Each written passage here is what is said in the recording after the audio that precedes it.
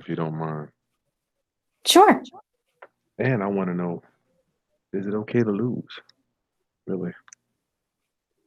Round up family. Hey, round up family. Good afternoon. It's Attorney Time Friday. I get an opportunity to hang out with Jessica Segal. How you doing, Jessica? I'm doing great.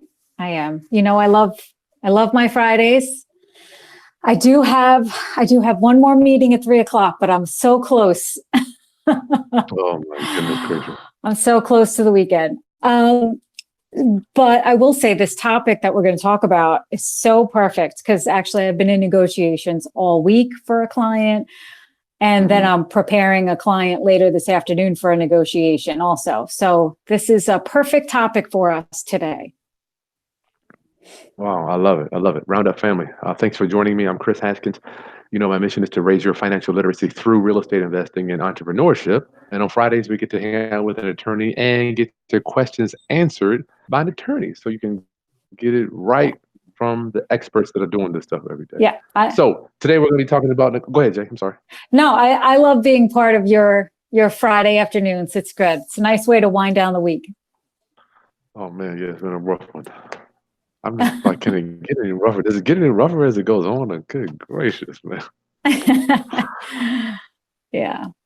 Well, Well, see, I if don't you know guys about don't you, know, but Jessica, like I'm wearing polka dots today because polka dots just kind of put me in a good mood, right? So that's oh, one of my little mental tricks. Like if I'm going to be dealing with something with negotiation meeting, whatever it is that I really don't want to go to, I tend to dress for the occasion to put me in a good mood. nice, nice. Well, I got daddy daycare Yeah. today, Jay, so you might hear me talking. Hey, Taylor, what's going on, buddy? Okay, let's hit it. Negotiations with different personalities, Jessica. I know you had some Yes. interesting stories going on this week. Yeah. Can't wait to So hear them. what I love about your newsletter is that you give real life, you're talking about what you're doing day to day, and that's really the most helpful way to learn.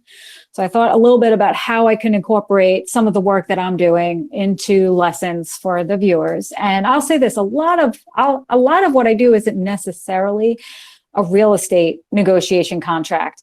Every week there's something real estate, but sometimes the bigger negotiations are just general business contracts or business negotiations. But all of those lessons can be applied to your real estate deals. So I thought a little bit Yeah, about how can I take some of this negotiation to apply it to your real estate deals.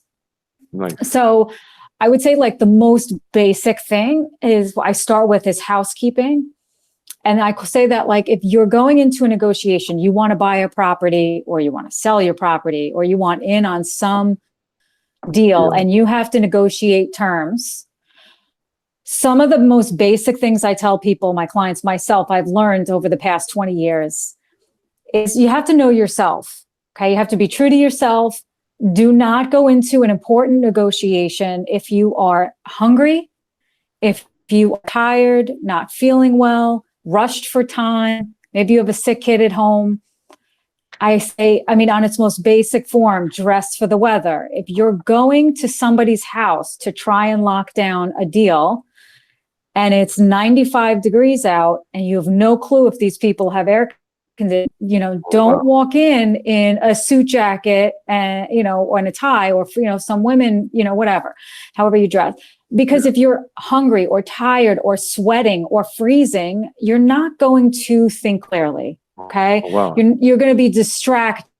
And I know that sounds so basic, but it's so true. If you are not comfortable and confident, you will not get your points across. You're going to be Wow. easily distracted. Hmm. And I know several attorneys or negotiators who will try and start a negotiation at 10 a.m. and want to go straight through till 2 o'clock because you're hungry, Wow. right? You've had no lunch, maybe you're thirsty, and by 1:30, maybe you'll just give up and give what they want. Oh, man. So, my way to deal with that is I always have some sort of protein bar and a bottle of water in my bag. Right. So, and you do have to pay attention, right? Is it going to be raining that day, snowing that day? Hmm. I want to be prepared so that when I walk into the room, I'm in complete control of how this is going to go down. And I'm not going to be distracted by some of these little things. Wow. And, it sounds silly, but these are, really techniques that the law enforcement and military, are aware of in terms of how they interview suspects or different things. Okay. These are basic. If you are in command of yourself, you're in a power position when you're negotiating versus the person who maybe, is in a rush, not think clearly, hungry, tired, all of those basic things. Mm-hmm. So I read 2 books I'm going to recommend before we get into some of my case studies, but there's a book out there called The Gift of Fear by Gavin DeBecker. Okay. It's called The Gift of Fear. Gavin DeBecker, Debecker. Okay. And he's an FBI guy. And the whole gist of the book, it's excellent. I highly recommend it, is about listening to that inner voice. Okay. Again, it's not directly on point for negotiating, but it's a life skill. Listen to your gut. If you have that little voice on your head that something isn't right, pay attention to it. So when you're negotiating, that book has a lot of life skills, not just for my physical safety, but just in general with negotiating. If somebody's sending you a signal that just doesn't seem right, pay attention to it and either don't make a deal with them, don't rent them an apartment, whatever it may be. Okay. Especially with tenants and you're screening tenants. Think about that little voice. If somebody's making those little hairs on the back of your neck stand up, pay attention to that. Okay. I learned that the hard way. We've talked about this tenant that I have that's given me a run for my money every month. I had that little and I was like, no, I'm just going to give her the benefit of the doubt. I'm going to give her, and I had that. I had that little feeling and I rented to her anyway, and I regret it. Wow. So that's a good book for negotiating. And then also I just started reading Chris Voss, Never Split the Difference. And I know you and I spoke about that, which is a fantastic book on negotiating. He's also like an FBI negotiator and hostage negotiator. And he gives some really good outside the box tips on negotiating. And the key is, everybody kind of has this sort of like, well, I'm going to come in high because I know we're going to negotiate a little bit and we'll meet somewhere in the middle. And his philosophy is the exact opposite. You don't always have to approach a negotiation from that mindset. I want 10,000. So I'm going to come in at 15,000 and we'll negotiate and we'll come up somewhere around 12,000. That's a very one-track way of thinking of things. So I recommend that book too. I'm learning as well from him a lot. So I think that's good. So one of the things that he talks about is before you go in, and I do this myself, in 20 years, I've probably negotiated well over 10,000 deals. Okay. Now a lot of that was as a prosecutor, I handled almost 500 negotiations. Some of it is in civil stuff too, but you learn to pay attention to different personality styles. Okay, so that's another really important thing. First, you're going to take care of yourself. You're going to make sure you're ready for this negotiation. And then 2, you're going to pay attention to the different personality of the person you're negotiating with. Some people are very aggressive and you're going to deal with them differently. Some people are just obnoxious and you hate them, but you still want to get the deal out of them. So you're going to treat that a little differently. And then there's your emotional people, the criers, the whiners, they're annoying on a different level. So all these different personality types, you're going to change your negotiating style. Okay.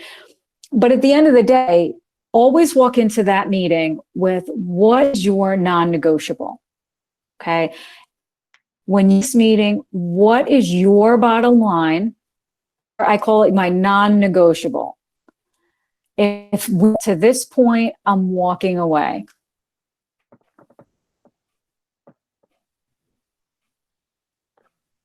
Are you telling us that we might need to be going especially when you're going in? Yes. Okay. Which is something that I learned early on, is especially with real estate. There should be no emotions. Okay. This is not personal.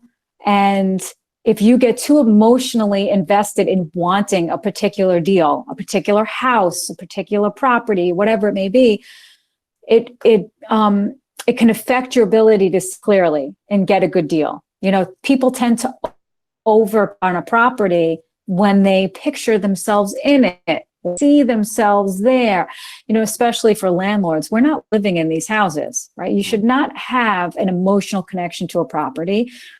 Do the numbers work, and that's it. And I've walked away from dozens of negotiations because I know what my bottom line is. And I'm going to make sure that the seller knows this is where I'm at, and I'm not spending a penny more. So if we can't get there, we're done. So you're going to look at you before you walk in, you want to know, what's my bottom line? What am I not giving up? And then, you know, because your end game is always, right? You always look at, you know, from a financial perspective, does this business deal make sense? You should know that walking into the negotiation. Then the next step is finding out what's their bottom line, what they need. Okay. We're problem solving. If we want this property, what can we do to help give them what they need so we get what we want? Okay. So for example, if I have a seller who's in dire need of some money to move their personal belongings because their house is getting, you know, foreclosed on or whatever it may be, you may say, all right, listen, I only want to pay X amount of dollars for this house. And I know you want more money, but how about instead of me paying more for the house, I give you $3,000 to move, get some food and groceries, and get your security deposit in your new apartment, right? So those kind of things. I still have I'm not going above the purchase price I want to pay, but I can sweeten the deal by offering some alternative things. So, and how do we figure that out? And I know you do this all the time. You do a lot more listening than talking at a negotiation. I talk very little at a negotiation. Yeah. One, it's disarming. Okay. The other, so a lot of people don't know how to deal with that. They get nervous in like empty space. You're talking about when it's quiet. So, I love it when it's quiet. When two people are sitting there, the quietness. It's almost like I right, deafening, right? Yeah. So it's really important that you know, you kind of listen. What are their needs? How can I help you accomplish what you need while still getting what I want? And you know, so it's not necessarily about always meeting in the middle. It's about making sure everybody has their basic needs met. That's how negotiations work. I'm willing to give up.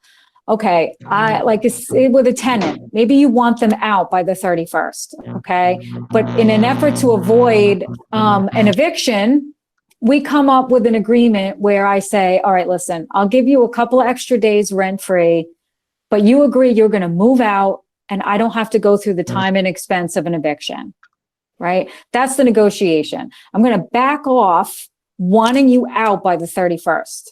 That's what I really want, but I'm willing to negotiate and let you stay through the weekend, a couple extra days for free, because you're agreeing that you're going to get out. And I don't have to now pay for the eviction. Okay. Nobody ever wins with an eviction. So those are the kinds of little negotiating things you can do. So it sounds like another really good. At least. Yes, exactly. Okay. So one of the cases that I've been working on is what I would call sort of like a difficult negotiator. Okay. And both have our positions. Meaning like his personality is, he's very, how do I put this? I have to be careful. I mean, he's obnoxious. Yeah, he's obnoxious. You know, he's very arrogant, does not, you know, it's either his way or the highway. So will not listen, is actually very derogatory, almost like belittling people, like, you know, laughing at them when they're speaking and it's not a funny moment. Just very like, I'm in charge here and you all are not, you know? So why bring people to the negotiating table if that's your attitude, right? So now, thankfully for me, the opposing counsel is actually a very good, skilled attorney and very nice. And he can't control his client. You know, it's not him. It's not the attorney's fault. So we're sitting at the table and, you know, we try our best to offer concessions. Look, this is what we're willing to give up, but you have to give a little bit of what we want. And again, for this particular client, I really can't reveal what the contract's about, but it's basically about money. So like all contracts, right? And he wants us to give X amount of dollars and we want, you know, more. And, you know, in the middle of this, like back and forth, you can see it's not going anywhere. Wow. He's just not going to budge. And so you have to make a call at that point. Either you let him push you around and give in, or you just get up and leave the table. Okay. And so that's a strategy decision I made at that point. Look, we've been sitting here for 3 hours. You're insulting us. You're rude. You've made it very clear you're not willing to even meet where most contracts would meet. Okay. Like this is a reasonable number in the industry. We're not asking for something outrageous. So I ended the session and I said, well, then we're done. We'll meet you in court. That's it. If we can't agree, then we'll go to court and let the judge decide. I'm done. Okay. And of course, wouldn't you know it, a week later, the attorney calls and says, well, I think we have a deal here. Okay. But wow. that client did not want to look me in the face and give me what I wanted. He needed to huff and puff and walk out with, I'm right, and I didn't give you anything, and then let his attorney call a week later. And that's okay, because either way, I got my client what he needed. But I knew enough sitting in that negotiation that there was nothing I could say that was going to change his mind in that moment. And so he was trying to play, you know, my bluff or play chicken, whatever you want to say.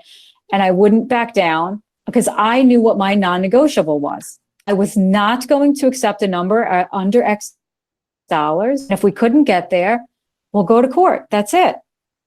And so we're going to be able to resolve it, and that's great. But, you know, I think I had to be able to read his personality. You know, you have to know your audience. I knew that. Kind of like a bully type? You think it was more like a bully situation to see what you guys were going to give it? Yes. And you know, listen, I think to a certain extent, I deal with, especially when they see a woman walk in, and it's an all-male panel of client, lawyer, you know, whoever else the other players are in the room. Oftentimes, I may be the only woman attorney in the room. Not that. You know, a lot of times, and I'll be quite candid, I look a lot younger than I am. So I think I get a certain like, oh, like they, you know, who is this? Mm-hmm. And then once we can get past that, we can go. So I've learned to develop sort of a thick skin over the years. I don't take anything personal. I have no ego. I don't let anyone get under my skin. Nice.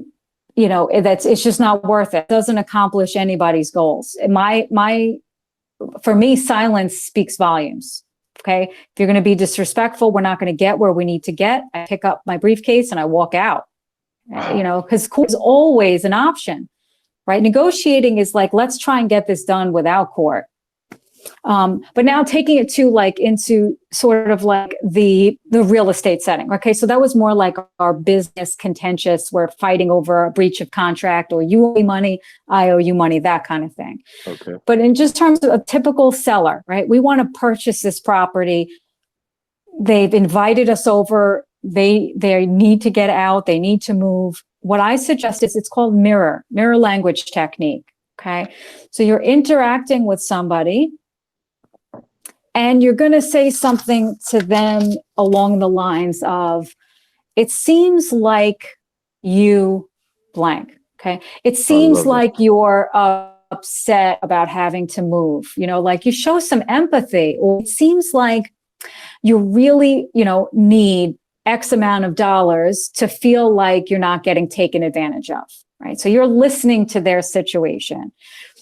And, you know, you also like to use the negative in a positive way. So would you disagree with me is another good way to sort of disarm someone. Okay. So would you disagree with me that, we need to do, we need to cut the grass and we need to plant some shrubs. We need to give this house some curb appeal so we can get you as much money as possible. Like when someone doesn't want to spend money on something before the deal or whatever. We know they don't want to spend the money already. Right. So you kind of use some of these terms to kind of disarm them and get them to speak about what their non-negotiables are. Okay. People, when they feel heard, when they feel respected, are much more likely to give you what you want. If you walk into a deal and you're like, I know more than you, I have more money than you, I don't really need your deal. This is somebody's home. They can take it very personally. So if you're, humble and empathetic to what their situation is, they're much more likely going to want to give you their house subject to than somebody else. Yeah. Okay. People by people. So one of the biggest things about negotiating is, be the kind of person that somebody can trust and want to do business with. Right. So let's see what else. So the other example I can give you that I was working on also, from two perspectives, from the difficult tenant perspective, there's this sort of negotiation of cash for keys. You really want them out. Especially in New York, the landlord tenant laws have just changed effective June 1st. And there are a lot more hoops for landlords to jump through to get an eviction. So sometimes it's going to be in your best interest to negotiate getting a tenant to leave than going through the eviction process. And again, be very mindful of what that person is going through. If you walk in the room, and belittle them and basically threaten to change the locks and get them out, they're not really going to be they're not going to want to work with you, right? Mm-hmm. Nobody wants to feel degraded or humiliated. So when you walk in and you approach and the house is filthy, you see stains everywhere and holes in the wall, you're not getting your security, you kind of swallow it and walk in and say, listen, I can see you're through a hard time. It must be scary for you that you don't have enough money to put food on the table or pay your rent, right? I can relate to that. So what can we do to help you move on?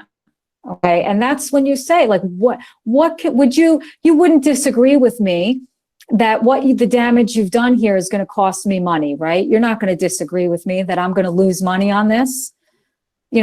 And so, right. So what can we do to get you moving along a little faster? Okay. Right. And that's what most people will say. Well, I have no money for a security deposit. I have to pay for a storage rental, something. Okay. What if I pay for 30 days for a storage locker for you to put your stuff? And, what if I pay, whatever it is, small fee for whatever else they need.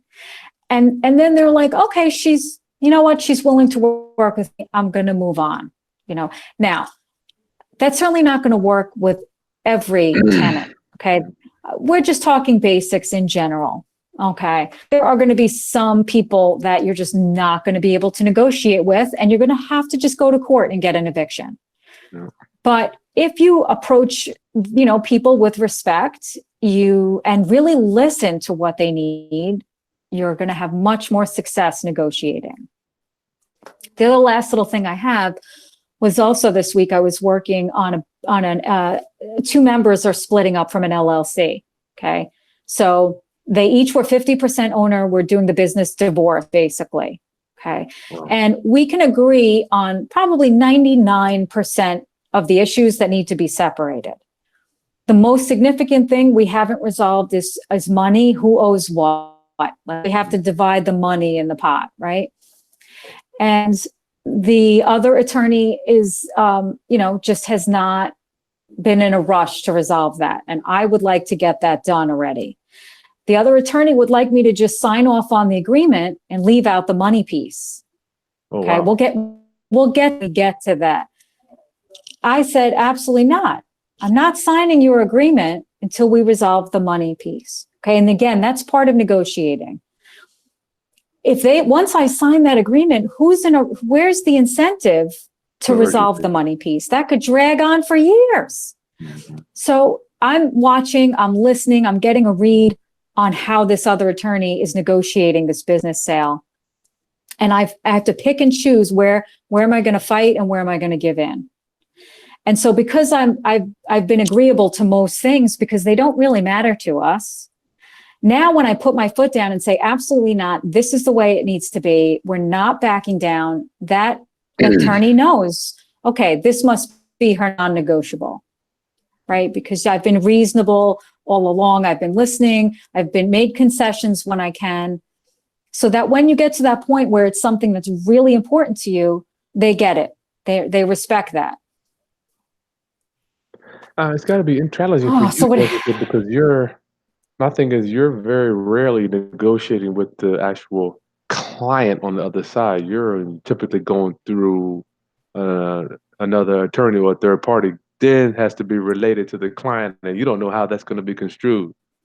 Yes. So it depends on the deal. That's absolutely right. Now, sometimes you're face to face in the room, and that's the best. I love that because then the client, even though I'm talking to the attorney, the client is seeing my body language, my words. We're almost talking directly to each other. That's my preferred way. Some attorneys, also my concern is I convey certain things to attorney. How do I know they're telling their client? I don't really know. That's right. But so what I do with my clients, just so you know, like I will include my client after the fact on emails. Like I don't let the other attorney know I'm sharing it, but I will forward to my own client, this is the email exchange that happened so that they see what I said, what the attorney responded, and that's just to me good business practice, but you don't know. And it is frustrating, especially I've had that happen with closings where you buy a foreclosure, you think that this deal is done, and then you have no clue what the attorney and the seller is really telling the seller behind the scenes. Plus you've got a broker now involved. Oh man. It's like the telephone game, So I just try and keep really good notes and recs of every conversation. But I've done that in court as well when I've had to appear before a judge. I've put on the record my conversation with an attorney so their client hears it. Because sometimes I think it's the attorney being difficult and not their client. Yeah, but from my experience, it's usually that. It's more of that than it is the client. Yes. So, there are ways to get around it. But it all comes to those basic things. Almost every negotiation ends up this way. You come in with your list of what you need to accomplish. What can you give a little on? Listen more than you speak. Be empathetic. Use mirror language where you're acknowledging what they're saying, what their needs are. And if you can agree, great. And if you can't, then walk away. I've walked from dozens of deals because it's just numbers don't work. The numbers don't work, and I'm not going to waste anybody's time. And I can tell the seller is not going to lower his price, right? That's his non-negotiable. Yeah. So you just got to walk, and I'm sure everyone in the real estate game has had to do that at one point or another. One of the lessons is, you have to know what your numbers are before you make an offer. You have to know, can I afford this property? Am I going to get enough rent to cover all the expenses? So you have to do your numbers before you walk into a negotiation. Well, nice, Jessica. I had you here for 30 minutes. I don't want to hold you. I know it's Friday. I know you're rocking and rolling. Yeah. So, I know that I talk a lot in general terms because I have to be very careful about what I'm saying, obviously for client confidentiality. So I'm kind of limited in the examples that I can give because they're actually ongoing right now. But so that's what I'm just saying in the most basic sense, negotiation is a skill in real estate and business in general that you have to keep working at. Continue to practice on people, right? Even if you have no intention of buying the property, go and make an offer, practice the negotiating, try it on somebody. Go in and sit down with a banker or a real estate broker or somebody and just make an attempt to see, get comfortable, right? Same thing with negotiating. You watch your body language, watch how you talk to people, think about what your needs are. And the more that you do it, the more you'll get your own style. You'll figure out what works for you. What works for you, Chris, is going to be different than what works for me. Mm-hmm. I tell all my clients to go try to make some lowball offers or negotiate at yard sales, Jessica. You have nothing to lose. That's right. That's right. I do that quite a bit. You do too? No, I do that quite a bit with offers. I'm like, hey, listen, I don't know that I'll get this deal because there's about 30 other people bidding for it, but why not? I'll take a run at it. Let's see what happens. And every time I do that, I learn some other little technique or tip or something from it. Yeah. So my thing is, at this point in my life, Jessica, I could care less about any house I look at. I think the sellers can sense that. They can it's oozing out of my body when I show up. Mm-hmm. And I know, younger investors there, I call it deal-itis. They want to get that deal so bad. And they're like, oh God, I gotta get this. And I'm like, that is just the worst thing you can do because the seller can smell it as soon as you walk in the door. Yeah, absolutely. Or you'll end up with buyer's remorse. Overpaying. Yeah, right? That's even. Because then you're like, oh, why did I even want this thing? Well, you should be a master being an attorney because it's like whether you win or lose, you still get paid. I'm not saying it's good or bad, but your client is the one really losing, right? I mean, I guess the emotion is not even in it for you, typically. Yeah, I mean, that's actually the good thing about being an attorney is that for the client anyway, is that I'm emotion invested. I'm trying to get them the best result I can for them. Okay, it doesn't affect me personally, but I know what their goals are. And so I'm doing whatever I can to help them achieve their goals. And then it's that conversation having with client, like, look, I don't think you're going to win in this negotiation or you're not going to get what you want. So why keep paying me? I can't accomplish your goal. Let's just cut it off now. And not every attorney is going to be like that. Some attorneys are going to want to milk a client for every penny and keep it going. That's just not my style. I just can't operate that way. But it's true. Yeah, it's true. You got to watch out for that. All right. But Jessica, it's 2:35. I know we're both rocking and rolling. I literally looking at 2 houses. Anybody have any questions? Because I'm not looking. None came in today. Morgan, stop banging on the door. Okay, round up family. Jessica, I've got daddy daycare and I hear you. All right. Well, I hope it was helpful. Couple little tips.